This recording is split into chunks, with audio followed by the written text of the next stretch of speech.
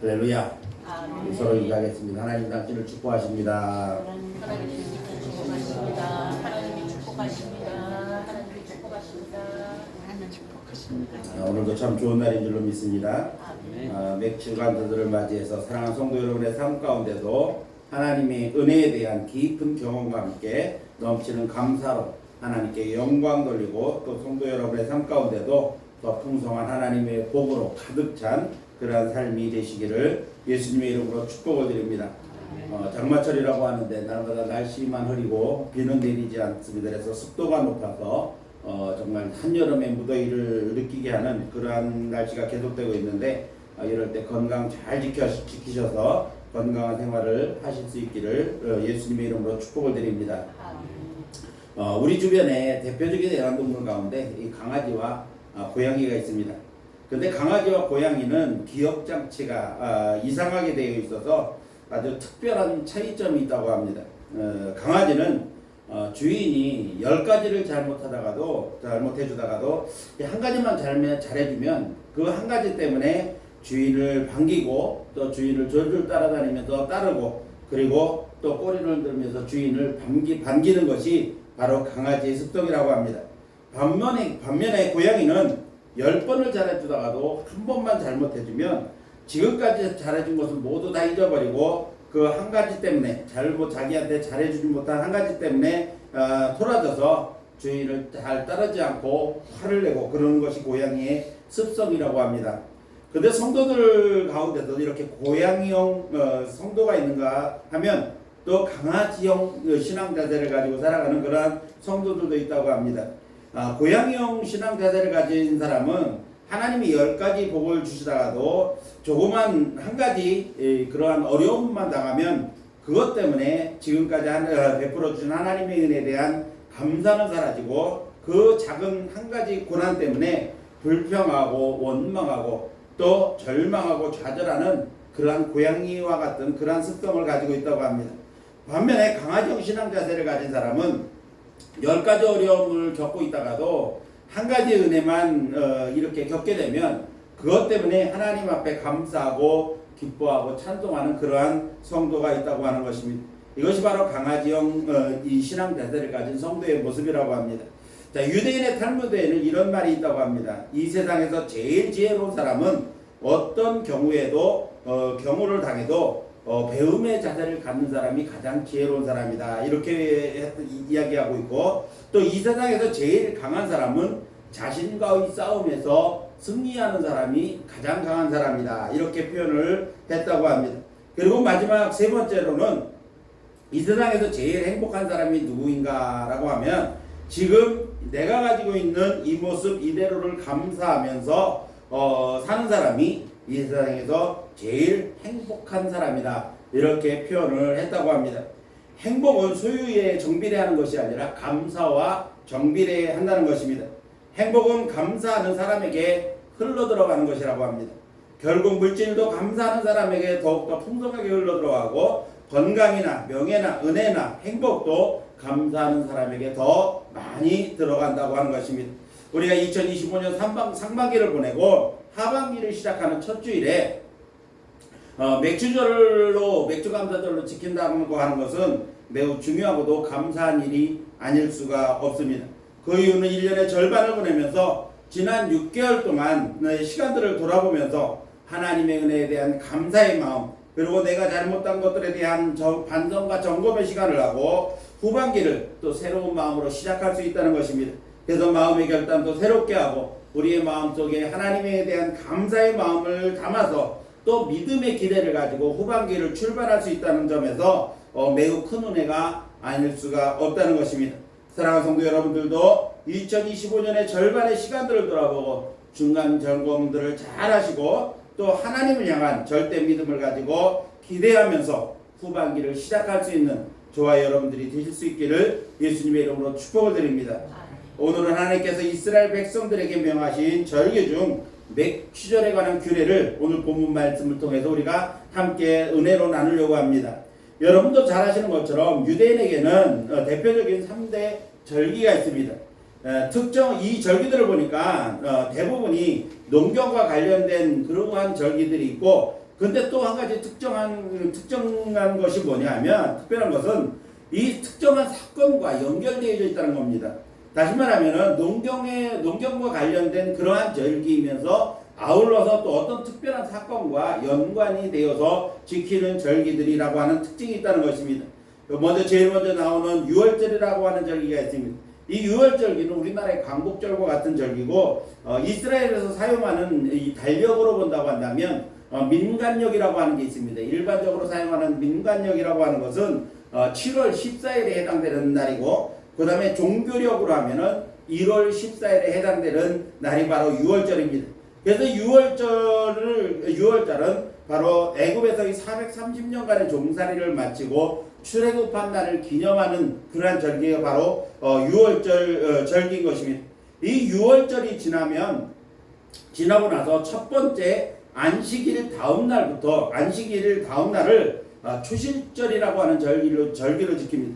다시 말하면 첫 번째 이삭을, 제일 먼저 추수한 이삭을 하나님께 드리는 날이 바로 초실절 절기입니다.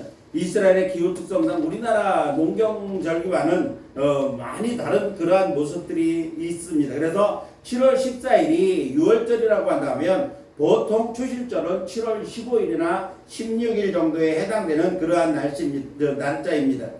초실절은 유월절에 이어지는 무교절의 첫날로서 애굽에서 출애굽하던 전날에 하나님께서 유월절 어린 양을 잡아서 그 피를 집의 문 좌우 문설주와 그리고 인방에 바르고, 그리고 나머지 고기들을 숯불에 구워서 쓴 나물, 그리고 아무것도 누룩과 꿀이 들어가지 않은 그냥 무교병을 구워서 급하게 먹는 것을 기념하는 그러한 의식이 있었습니다. 그래서 이것을 무교절이다 이렇게 지킵니다. 그래서 유월절 다음 날부터 일주일을 무교절로 지켰습니다. 그러니까 초실절은 무교절의 첫 번째 날이 바로 초실절에 해당되는 것입니다. 그리고 초실절 다음 날부터 7주를 계산해서 일곱 주가 지나가고 그 다음 날을 맥추절로 지켰습니다. 이런 주를 마치고 하나님 앞에 감사의 축제를 지키는 그러한 절기가 맥추절입니다. 그래서 맥추절의 다른 이름은 7주를 7번째 갖다 해서 칠칠절이라고도 부르고 50번째 되는 날이라 해서 오순절이라고 그렇게 부르기도 합니다. 본문 12절 말씀을 보면 맥추절에 특별히 기억해야 할 것이 있는데, 그것은 너희가 애굽에서 종되었던 때를 기억하고 이 규례를 지켜라 이렇게 말씀하고 있는 것입니다. 다시 말하면 이스라엘 백성들이 애굽에서 종살이했던 때를 기억하면서 지키는 절기가 바로 이 맥추절 절기라고 하는 것입니다. 그것은 자신이 과거 애굽에서 비참한 노예 생활을 겪었지만 지금은 하나님의 은혜로 완전한 자유와 풍성함을 누리는 축복, 이것에 대하여 감사하는 절기가 바로 맥추절이고 칠칠절이고 오순절이라는 겁니다. 애굽에서 종되었던 억압의 생활에서 하나님의 특별하신 은혜를 입어서 지금은 자유함과 풍성함을 누리는 것에 대하여 감사하는 것, 이것이 바로 맥추절이라고 하는 것입니다. 그리고 마지막 세 번째 절기는 수장절입니다. 우리가 지키는 이 추수감자절 절기에 해당되는 절기입니다. 모든 추수를 마치고 풍성한 소출을 이제 창고에 저장한 후에 감사하는 마음으로 지키는 절기가 바로 수장절입니다. 그래서 수장절 절기 다음 날부터 또 한 주간을 지키는 절기가 있는데, 그것은 바로 장막절, 초막절이라고 하는 절기입니다. 이 초막절이라고 하는 절기는 이스라엘 백성들이 출애굽해서 40년 동안을 광야 생활을 하게 됩니다. 그래서 그 광야 생활하던 때를 기억하면서 이스라엘 백성들은 모두가 집에서 나와서 광야에 장막을 치고 일주일 동안 지내는 그러한 규례가 있었습니다. 자, 이 하나님께서 이 장막절에 집에서 나와 광야에 장막을 치고 초막을 치고 일주일 동안 생활하라고 말씀하신 데는 두 가지 이유가 있습니다. 첫 번째는 광야 생활하게 된 이유가 무엇이냐라고 하는 것을 기억하라는 겁니다.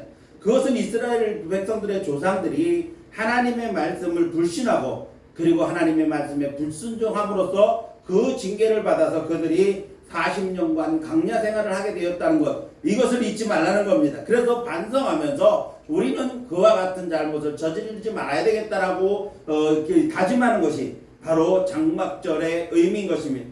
또 다른 하나는 뭐냐면 비록 그들이 징계를 받아서 광야 생활 40년을 했지만 40년 생활하는 가운데 하나님께서 그들에게 복을 주셔서 또 그들을 지켜주셔서 그들로 하여금 어렵지 않게 광야 생활을 했던 것을 기억하라는 겁니다. 즉 하나님께서 베풀어준 수많은 은혜들, 광야 생활 가운데서 베풀어준 하나님의 수많은 은혜들을 기억하라고 하는 그러한 절기가 바로 장막절에 해당되는 절기인 겁니다. 이처럼 이스라엘 절기는 모두가 하나님의 은혜에 대한 기억이며 감사하는 축제 절기로 하나님께서 명하신 것입니다. 오늘은 맥주감사절입니다. 이른 추수를 마치고 감사함으로 지키는 절기인데 보리와 밀의 수확기라 그래서 맥주절이라고 그렇게 부르기도 합니다. 그리고 또 칠칠절이라는 이름, 추실절이라고 하는 이름으로 붙입니다. 그러나 초대교회 오순절에 성령께서 임하셨습니다. 성령께서 임하심으로 신약 시대에 들어서는 이러한 구약 절기의 구약의 규례에 의하여 지키는 절기보다는 오히려 성령 강림 나신 날을 기념하는 성령 강림절로 교회의 탄생일로 기억하는 그러한 절기라고 할 수가 있습니다. 성경의 날짜와 지금 우리가 지키는 이 맥주절의 날짜가 다른 이유는 우리나라 환경과 여건에 따라서 해마다 7월 첫째 주일로 한국교회는 이 맥주절 절기를 지정하여 지키고 있다고 하는 것을 지난번에 말씀드린 적이 있습니다. 그런데 불행하게도 이스라엘 백성들은 이렇게 정해진 절기들을 제대로 지킨 것이 얼마 되지가 않습니다. 때로는 이러한 절기가 있었다는 것조차도 기억하지 못한 채로 살았던 그런 암흑기도 또 있었다는 것입니다. 대부분 이스라엘 백성들은 지은 죄로 말미암아 나라를 빼앗기고 이민족의 침략을 받아서 자신들의 신앙을 제대로 지킬 수가 없는 그러한 형편이었기 때문입니다. 이런 이스라엘을 보면서 우리가 그만큼 하나님의 은혜에 때를 따라 적절하게 감사의 삶을 산다는 것이 얼마나 소중하고 또 어려운 일인가를 교훈으로 보여준다, 그렇게 말할 수가 있는 것입니다. 이스라엘 백성들은 하나님의 특별하신 은혜로 이와 같은 절기를 제정해 주셨지만 그들이 그것을 지킬 수 없었던 여러 가지 형편들을 생각해 볼 때 우리가 하나님 앞에 마음껏 받은 은혜에 대하여 감사한다는 것, 이것이 얼마나 중요한 일이고 감사한 일인가, 그리고 또 그만큼 어려운 일인가라고 하는 것을 우리로 하여금 다시 한번 생각하게 한다고 하는 것입니다. 그렇다고 한다면 하나님께서 이렇게 절기들을 제정하셔서 지키라고 명하신 이유가 무엇일까요? 오늘 맥주를 맞이해서 하나님께서 절기를 지키라고 명하신 그러한 말씀 가운데 성도에게 주시는 교훈에 대하여 함께 은혜를 나누려고 하는 것입니다. 오늘 말씀을 듣고 하나님의 은혜에 대한 감사가 가득한 성도 여러분의 삶을 통해서 그 더 크신 하나님의 풍성하신 복을 누리는 성도 여러분의 삶이 되시기를 예수님의 이름으로 축복을 드립니다. 아멘. 자, 그러면 맥주절을 통해 우리에게 주시는 교훈이 무엇입니까? 첫 번째로는 감사 생활에 힘쓰라고 하는 그러한 교훈입니다. 아멘. 오늘 본문 10절 말씀을 보니까 맥주절을 지키는 마음가짐에 대하여 성경은 이렇게 말씀하고 있습니다. 내 하나님 여호와 앞에 77절을 지키되 내 하나님 여호와께서 내게 복을 주신 대로 내 힘을 헤아려 자원하는 예물을 드리고, 이렇게 말씀하고 있습니다. 자, 맥주절이 하나님의 감사 명령에 대하여 아무런 근거도 없이 무조건 하나님께서 감사만 하라고 하는 그러한 명령이 아니라는 겁니다. 아무것도 주시지 않고 아무런 조건도 없는데 하나님께서 무조건 감사만 해라, 이렇게 명하신 절기가 아니라는 겁니다. 오늘 성경 말씀에 기록된 것처럼 하나님께서 내게 복을 주신 대로 내 힘을 헤아려 드리라는 겁니다. 하나님께서 내게 주신 은혜, 하나님께서 내게 주신 복을 먼저 헤아려 보라는 겁니다. 아멘. 그리고 그것을 깨닫는 대로 하나님 앞에 감사하면서 자원해서 내 힘을 다하여 드리라는 겁니다. 힘에 지나도록 드리라는 말이 아니라 내 형편에 따라 드려라, 그렇게 말씀하고 있는 것입니다. 그러므로 하나님은 아무런 은혜도 주시지 않고 감사만 바라는 하나님이 아니라는 것입니다. 하나님은 분명히 우리에게 복을 주셨고 하나님께서 내게 주신 복, 곧 내가 받은 은혜대로 자원해서 감사를 드리는 절기가 바로 맥주절인 것입니다. 따라서 자원하여 감사의 예물을 드리기 위해서는 먼저 하나님이 내게 베푸신 은혜를 깨닫는 것이 선행되어야 한다는 것입니다. 하나님 은혜가 무엇인지 깨닫지도 못하면서 자원해서 예물을 드릴 수는 없는 것입니다. 또 어쩌다가 드린다고 할지라도 그 드리는 데는 기쁨이 없습니다. 기쁨으로 드리는 것이 아니고 따라서 진정한 감사가 될 수가 없는 것입니다. 그러므로 진정한 감사는 억지로 드리는 감사가 아니라 하나님이 내게 주신 은혜를 깨닫고 그 은혜에 감격하여 드리는 감사가 진정한 감사라고 하는 것입니다. 사랑하는 성도 여러분, 감사는 은혜를 깨닫는 성도만이 드릴 수 있는 것입니다. 18세기 영국의 시인이 조지 허버트라고 하는 사람은 이런 기도시를 썼습니다. 그 기도시의 내용이 뭐냐면, 하나님, 당신은 내게 너무 많은 것을 주셨습니다. 그런데 이제 한 가지만 더 주십시오. 그것은 감사하는 마음입니다. 이렇게 기도했습니다. 하나님이 내게 많은 은혜를 주셨는데 내게 한 가지 더 주셔야 할 것은 내가 그 감사를 깨닫고 하나님 앞에 감사할 수 있는 마음을 갖게 해주십시오. 이런 기도를 했다는 것입니다. 그렇다면 하나님께서 우리에게 맥추절을 명하신 이유가 무엇입니까? 그것은 늘 하나님의 은혜를 깨닫고 깨닫는 대로 감사의 삶을 살라는 그러한 교훈인 것입니다. 감사할 때 더 많은 은혜를 깨닫게 되고 또 풍성한 삶을 우리는 누릴 수가 있는 것입니다. 따라서 감사의 삶을 통해 하나님께 영광을 돌리고 더불어 우리의 삶이 더 풍성해지는 삶을 누릴 수가 있고 그것이 진짜 감사가 되어지는 것입니다. 그러므로 이제 사랑하는 성도 여러분들이 맥주절을 맞이해서 더 높은 차원의 감사의 삶을 생활해서 우리의 삶에 늘 감사로 하나님 앞에 영광 돌리는 저와 여러분이 되실 수 있기를 예수님의 이름으로 축복을 드립니다. 아멘. 두 번째로 이 맥주절을 우리에게 주신 교훈이 무엇이냐면 하나님을 인식하는 삶을 살아라. 이런 교훈을 우리에게 주시고 있는 것입니다. 앞에서 말씀드렸던 것처럼 감사하는 사람은 하나님의 은혜를 깨달은 사람이라고 그랬습니다. 그리고 하나님의 은혜를 깨닫고 감사하는 사람은 자신의 삶 가운데 하나님께서 항상 계신다고 하는 하나님을 인식하며 살고 있다고 하는 것을 의미하는 것입니다. 따라서 감사하는 사람의 삶은 늘 하나님을 인식하고 사는 사람이라고 하는 겁니다. 우리 이 교회 성가대 이름이 코람데오입니다. 이 코람데오라고 하는 뜻은 하나님 앞에서라고 하는 그러한 뜻입니다. 즉 하나님을 늘 인식하고 사는 그러한 사람이 되자라고 하는 의미가 담겨져 있는 것입니다. 그래서 코람이라고 하는 말은 이 라틴어인데 뭐뭐 앞에서라고 하는 뜻이고 데오는 하나님이라고 하는 단어입니다. 그래서 코람데오는 하나님 앞에서라고 하는 뜻이 되는 겁니다. 코람데오, 곧 하나님 앞에서라고 하는 말은 성도들의 신앙 가운데 매우 중요한 의미를 지니고 있는 그러한 말입니다.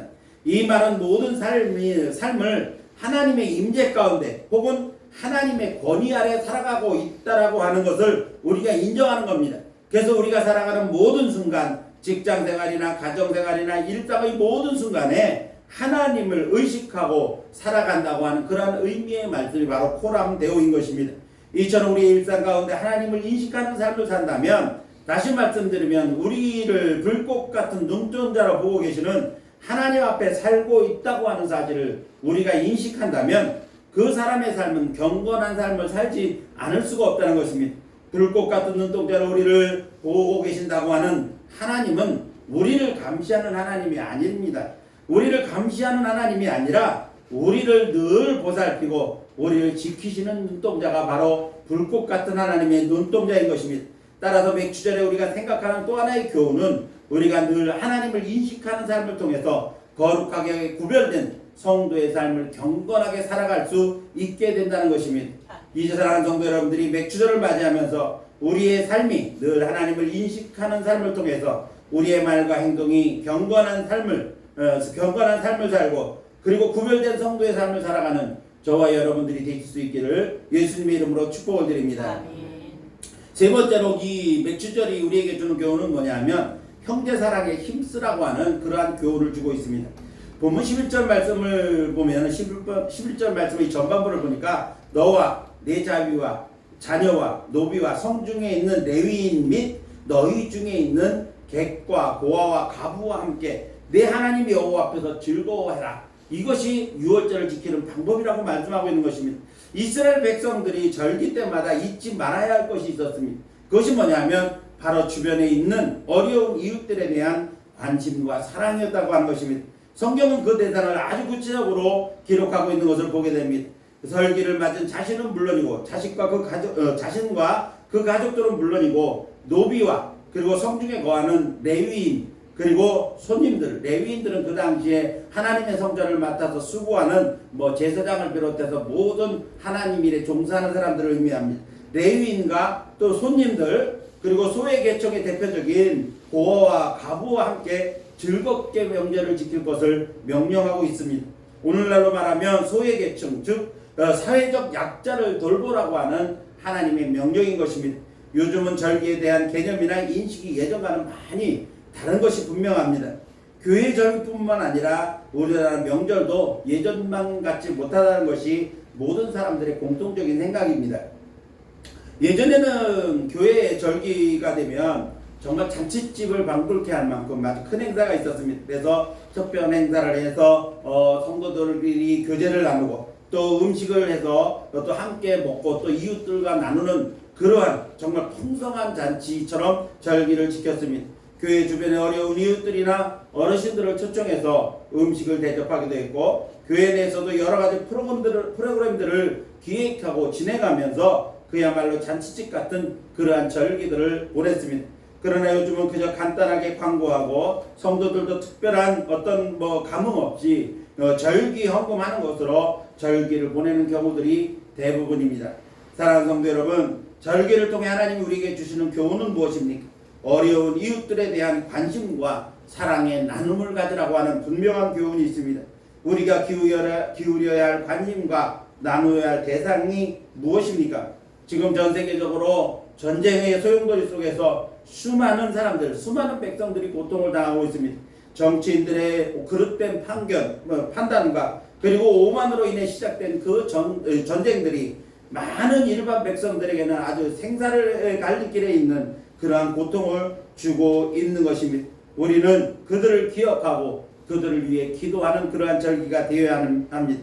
코로나 이후에 많은 교회들이 문을 닫고 믿음을 버리고 세상으로 돌아가는 수많은 영혼들이 있습니다. 오히려 이단들이 득세하고 사이비가 활기를 치고 있는 그러한 시대가 되었습니다. 기독교 계통의 인터넷 뉴스를 보니까 한국형 이단들이 세계로 발을 넓혀가고 있다. 이것이 우려스럽다라고 하는 그러한 보도를 보았습니다. 정통교회들은 움츠리고 있고 이단 사이비들은 더욱더 활기를 치면서 이 교세를 확장해가고 있는 그러한 상황이 되어가고 있는 것입니다. 뿐만 아니라 우리 주변에도 많은 사람들이 어려움을 겪고 있는 것을 보게 됩니다. 우리는 맥주절을 맞이해서 우리 주변의 사회적 약자들과 복음을 전해 듣지 못한 자들에 대한 관심을 가져야 됩니다. 그리고 그들과 사랑을 나눌 수 있어야 될 줄로 믿습니다. 이것이 하나님이 절기를 통해 우리에게 주시는 교훈이자 명령인 것입니다. 이제 우리 좋은이교회와 성도 여러분들은 맥주절을 맞이해서 서로 어려운 이웃들을 돌아보고 그들에게 사랑의 관심과 사랑의 나눔을 실천하는 예수 그리스도의 사랑이 가득 찬 절기를 보내는 저와 여러분들이 되실 수 있기를 예수님의 이름으로 축원을 드립니다. 마지막 네 번째로 맥주절이 우리에게 주는 교훈은 뭐냐 하면 성전 중심의 신앙을 가져라 라고 하는 그러한 교훈이 있습니다. 오늘 본문 11절 중간 부분에 보니까 절기를 지키는 장소에 대해서 말씀하고 있습니다. 내 하나님 여호와께서 자기 이름을 두시려고 택하신 곳에서 지키라는 것입니다. 하나님께서 자기 이름을 두시려고 택하신 곳이 어디입니까? 바로 예루살렘 성전입니다. 성경으로 본다면 예루살렘 성전입니다. 예루살렘 성전은 세 차례 건축된 전력을 가지고 있습니다. 첫 번째는 솔로몬에 의해서 건축되었습니다. 솔로몬에 의해서 7년 동안 건축한 이 성전이 최초의 성전 건축입니다. 그리고 바벨론의 침략으로 성전이 무너졌다가 스룹바벨에 의하여 포로에서 돌아오면서 스룹바벨에 의하여 다시 성전이 재건된 것이 두 번째입니다. 그 이후에 이스라엘이 멸망하면서 이 성전까지 함께 무너졌는데 후에 헤롯 대왕이 예수님 시대에 있던 태어날 당시에 유대임금이었던 헤롯 대왕이 유대인의 환심을 사려고 40년에 걸쳐서 이 아주 웅장한 그러한 성전을 건축을 하게 됩니다. 헤롯은 유대 사람이 아닙니다. 그렇다고 로마 사람도 아닙니다. 이 사람은 에돔 사람이었었는데 로마에 가서 큰 돈을 주고 이 왕권을 사왔습니다. 왕권을 사와서 유대 지방을 다스리려고 하니까 유대인들의 환심을 사야만 했습니다. 그래서 유대인들이 가장 원하는 이 성전을 40년에 걸쳐서 아주 웅장하고 화려하게 건축을 했습니다. 제자들도 그 성전에 대해서 기쁜 감명을 가지고 예수님께 자랑을 했을 때 예수님께서 이 성전이 조만간 돌 위에 돌 하나 남지 않고 다 무너질 것이다 라고 예언하셨는데, 이 예언이 주 70년 로마의 디도 장군에 의하여 완전히 무너져 버리고 말았습니다. 헤롯 대왕이 이 성전을 아주 웅장하고 화려하게 지으려고 벽돌 사이에다가 황금을 입힌 것이 원인이 되어서 이 군사들이 이 벽돌 사이에 있는 황금을 빼내가기 위해서 이 성벽마저도 모두 무너뜨렸다고 그렇게 전해지고 있습니다. 자, 성전이라고 하는 것이 우리에게 어떤 의미가 있습니까? 이스라엘 백성들에게는 신앙의 중심지였고 민족 정신의 중심지가 성전이었습니다. 하나님의 임재의 상징인 언약궤가 있는 곳으로 하나님은 이스라엘 백성들에게 하나님이 명하신 절기 때마다 이 성전에 모여서 절기를 지켰던 것입니다. 이것이 바로 그리스도인들의 신앙의 중심이 성전 중심의 신앙이어야 한다는 것을 교훈하시는 명령인 것입니다. 교회는 하나님이 성령을 통하여 세상에 세우신 거룩한 하나님의 성전입니다. 따라서 교회를 부정하고 하나님이 자기 이름을 두시려고 세우신 교회를 멀리하는 것은 절대로 바른 신앙을 가질 수가 없는 것입니다. 안타까운 것은 코로나 이후에 교회 중심의 예배가 많이 약화되었다고 하는 것입니다. 이단 교회들은 오히려 더 열심인데 정통 교회들은 많은 어려움을 겪고 있습니다. 말세에 나타나는 염려스러운 현상들이 아닐 수가 없는 것입니다. 왜 하나님께서 절기 때마다 굳이 예루살렘 성전에 모여 절기를 지키라고 명령하셨을까요? 성도들은 성전 중심의 신앙을 가져야 한다는 것을 우리에게 교훈하고 있는 것입니다. 이제 맥주절을 맞이하여 성전 중심의 신앙의 중요성을 다시 한번 깨닫고 성전 중심의 신앙생활에 더욱 힘쓰는 성도 여러분들이 되시기를 예수님의 이름으로 축원합니다. 말씀을 마칩니다. 오늘 우리는 맥주절을 맞이하여 절기를 통해 주시는 교훈이 무엇인가를 오늘 말씀을 통해 나누었습니다. 맥주절이 주는 교훈이 무엇입니까? 감사생활에 힘쓰라고 하는 교훈입니다. 하나님을 늘 인식하며 살라고 하는 교훈입니다. 그리고 형제사랑에 힘쓰라고 하는 그러한 교훈이 있습니다. 성전 중심의 신앙생활을 해야 한다고 하는 것을 우리에게 교훈하고 있습니다. 이제 맥주절을 보내는 사랑하는 성도 여러분들이 하나님께서 절기를 통해 주시는 교훈을 깨닫고 실천하여 절기를 더욱 풍성한 그러한 은혜를 누리는 저와 여러분들이 되실 수 있기를 예수님의 이름으로 축원합니다. 기도하겠습니다.